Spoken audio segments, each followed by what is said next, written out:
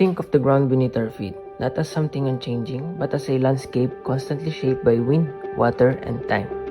Today, we'll explore how GIS remote sensing approach helps us understand soil erosion and its impact on our environment and communities. Good day, I am Justine CHAVEZ, a second-year BS Geodetic Engineering student. And today, I'll be presenting this research entitled Assessment of Potential Impact to Soil Erosion in Aklan River Watershed, a GIS remote sensing approach by Señeris et al. 2024. This study highlights where the principles of geology intersects with the precision of geodetic engineering, showcasing how engineering technology helps us understand and address real-world environmental challenges. Let's begin by exploring the research abstract to gain an overview of the study's purpose, methods, and key findings. Soil erosion is a critical issue in mountainous regions, including in the Aklan River watershed in the Philippines, exacerbated by rugged terrain, insufficient vegetation, and improper land use.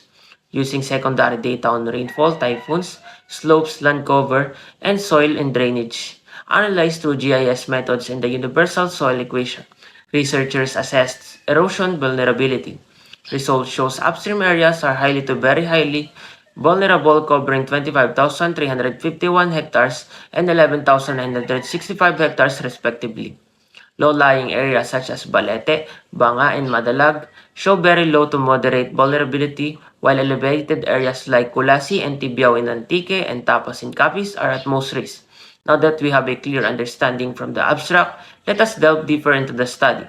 This research follows the IMRAD format: introduction, methods, results and discussions, and a conclusion, a structure commonly used to ensure clarity by systematically outlining the study's background methodology, findings, and their interpretation. Soil erosion occurs when fertile topsoil is detached and displaced by precipitation and runoff. This leads to a decrease in soil quality, reduced fertility, and a decline in agricultural productivity. In the Philippines, the problem of soil erosion is especially severe, exacerbated by the country's substantial annual rainfall, frequent typhoons, steep topography, and unsustainable farming practices. These factors contribute to widespread soil degradation, affecting water quality and food security across the nation. In particular, the Aklan River in the Aklan province has been facing significant erosion issues along its banks. As the longest river in Aklan and the third largest drainage basin on Panay Island, the Aklan River is crucial for both the local ecosystem and the surrounding communities. However, soil erosion along the river has worsened due to heavy rainfall, typhoons, and human activities, leading to growing concerns about the impact on Kalibo and nearby towns. Mapping erosion-prone zones using GIS and the universal soil loss equation enables precise prediction and detailed analysis, which are crucial for monitoring and conservation efforts. Despite the pressing issue of the soil erosion, no previous study have applied GIS to assess erosion in the Aklan River watershed, creating a critical research gap that urged the authors to conduct this study. Ultimately, these efforts will assess local governments in the disaster resilience and conservation planning. Now that we understand the background of the issue, let's look at how the study was conducted.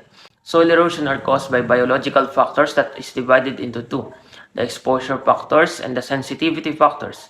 Employing GIS software, the study investigated the digital elevation model and various other essential parameters related to the potential impact of the soil erosion. The secondary data sources were obtained from BSWM, Pag-asa, Namria, Penro Aklan, and the LGUs. So the research locale was the Aklan River watershed, located at 11 degrees 44 minutes and 15 seconds north and 122 degrees 22 minutes 0 seconds east. It spans approximately 89,164 hectares across 4 provinces in Panay. It covers 16 barangays and flows through municipalities such as Calinog, Tapas, Jamindan, and Kalibo, draining into the Sibuyan Sea. The watershed is fed by two key tributaries, the Madalag River and the Dumalaylay River. A significant portion of the watershed, totaling 23,185 hectares, is protected within the Aklan River Watershed Reserve. Represent this table here. Table 1, breakdown of the factors included in the formula for type potential impact to soil erosion. This table outlines the various factors that contribute to the calculation of potential impact of soil erosion. These factors are: number 1, rainfall erosivity, 30%. This factor involves the intensity of rainfall and typhoon frequency derived from Pag-asa data. Number 2, soil erodibility, 20%. This involves the field data, soil texture, and soil composition obtained from BSWM. Length of slope, 30%. This factor relates to the length of slope which is generated using GIS from DM data from NAMRIA. Steepness of slope, 30%. The steepness of the slope also plays a critical role and is derived from DAM data. Crop management, 20%. These factors considers land cover data which can influence erosion susceptibility sourced from NAMRIA. The potential impact is calculated by applying a weighted formula that integrates these factors. The resulting score combines the data on rainfall, soil type, slope, and land cover. Table number 2, critical scale for factors of soil erosion vulnerability ratings. This table provides a detailed rating scale for different land cover and soil types assessing their vulnerability to soil erosion. The rating uses factors such as land cover. Various types of land cover are classified with respect to their soil erosion susceptibility. Slope, the gradient of the slope, is categorized into levels such as gently sloping or very steep, based on the percentage of the slope. Soil texture, soil types such as clay or sand are also factored into the erosion risk. For example, clay soil with a slow slope is less prone to erosion than sand soil with a steep slope. Maximum monthly rainfall and typhoon frequency. These data points help estimate the potential for erosion, with more frequent and intense rainfall events increasing vulnerability. Next, we have the raster map of the rainfall layer of the Aklan River watershed. Specifically, the research obtained maximum monthly rainfall projections for the year 2050 from Pag-asa. This data was precisely confined within the Aklan River watershed boundary. The researchers used GIS to reclassify this rainfall data into 5 categories based on each potential impact on soil erosion. These categories are assigned ratings from 1 to 5. Rating number 1, very low rainfall, leading to minimal soil erosion impact. Rating number 5, very high rainfall, which significantly contributes to high soil erosion rates. The image map on the slide shows the distributions of these rainfall ratings across the watershed, within the different regions being assigned different colors based on their respective rainfall levels and associated erosion risk. Moving on to the next slide, this map illustrates the historical typhoon tracks affecting the Aklan River watershed, showing both the frequency and international names of typhoons that have been passed through the area. The resulting raster layer categorized the typhoon frequency into 5 vulnerability levels from 1 to 5. A rating of 5 represents the highest frequency, 5 or more typhoons indicating an area most prone to high soil erosion rates. Conversely, a rating of 1 shows minimal typhoon activity with very low soil erosion vulnerability. We have here the Aklan River watershed slope raster map. The slope raster layers are very reclassified into ratings from 1 to 5 based on their impact on soil erosion. Higher ratings such as 5 indicate areas with very low slope gradients which experience very high erosion rates. Lower ratings like 1 represent steep slopes with minimal erosion influence. Steeper slopes are known to accelerate surface flow, making them more prone to soil erosion. Then this map displays the land cover of Aklan River watershed created using data obtained from NAMRIA. Various land cover types were identified and reclassified into 5 distinct ranks. These reclassifications were based on their potential to influence soil erosion rates. For instance, open terrain, bare land, and barren areas were rated as Class 5, indicating very high susceptibility to erosion. Agricultural lands, pasture lands, and built-up areas were rated as Class 4, representing high susceptibility. Moderate susceptibility or Class 3 included shrubs, grasslands, and swamps. Land cover with low susceptibility such as open forest, mangrove forest was classified as Class 2. Lastly, closed forests were rated as Class 1, signifying very low erosion susceptibility.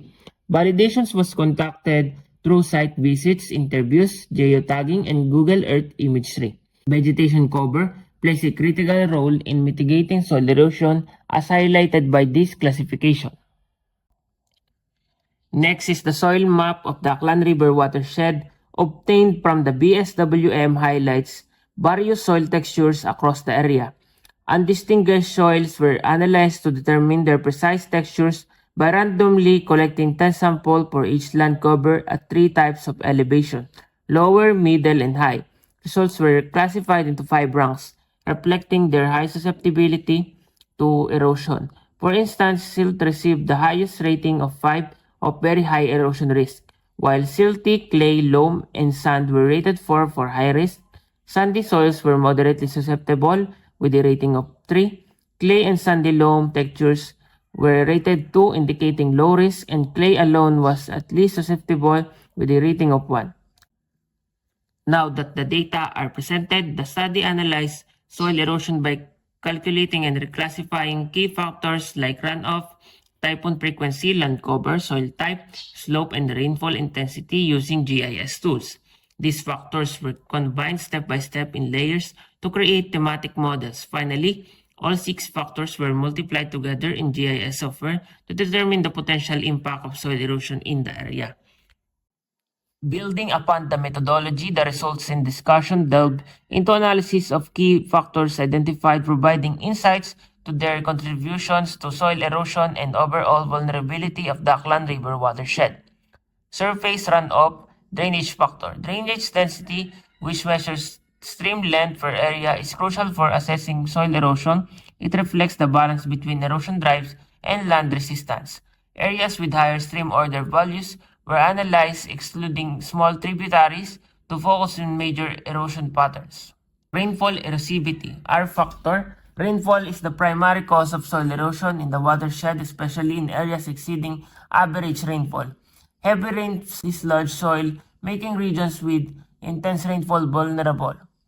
Typhoon frequency, R factor. The watershed experiences high vulnerability to soil erosion frequent typhoons. Typhoons bring heavy rainfall, which intensifies soil erosion by displacing soil through raindrop impact. Length of the slope. Most of the watershed's slopes have very low to moderate susceptibility to erosion. Steeper and longer slopes in mountainous areas are more prone to erosion, though these regions are minimal compared to gentler slopes. Crop management factor, C factor, land cover impacts soil erosion rates. Forested areas, both open and closed forest, mitigate soil erosion, while areas with smaller or distributed land cover face higher erosion risk. Most of the watershed shows low to moderate susceptibility due to forest cover. Erodibility factor, K factor. Clay-dominated soils in the watershed show very low erosion susceptibility due to their water-retaining properties. Areas with silt or sandy soils are more prone to erosion due to their lower resistance. Potential impact to soil erosion, PI.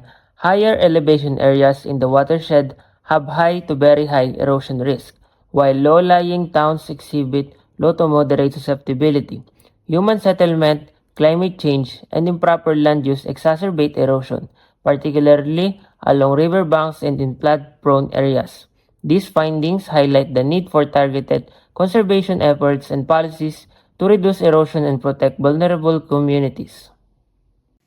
To sum it all up, the study reveals that the upstream areas of Aklan River watershed exhibit a high to very high potential for soil erosion. The study findings indicated varying vulnerability to soil erosion within the Aklan River's lowland and upstream areas.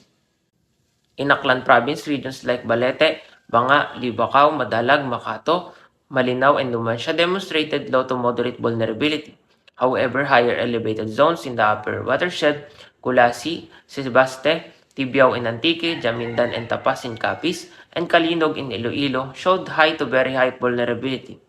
GIS-based spatial modeling, despite limitation in direct observation data, efficiently identifies complex geographical relationships.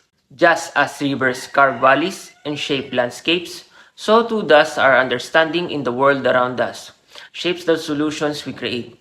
This research reminds us that through the fusions of science, technology, and innovation, we can safeguard not only the land beneath our feet, but also the communities that depend on it. Let us move forward with this knowledge, not just as engineers, but also as stewards of our environment. What we do makes a difference, and it's up to us to decide what kind of difference we want to make. Thank you for your time and attention, and may this study inspire all of us to make a meaningful impact.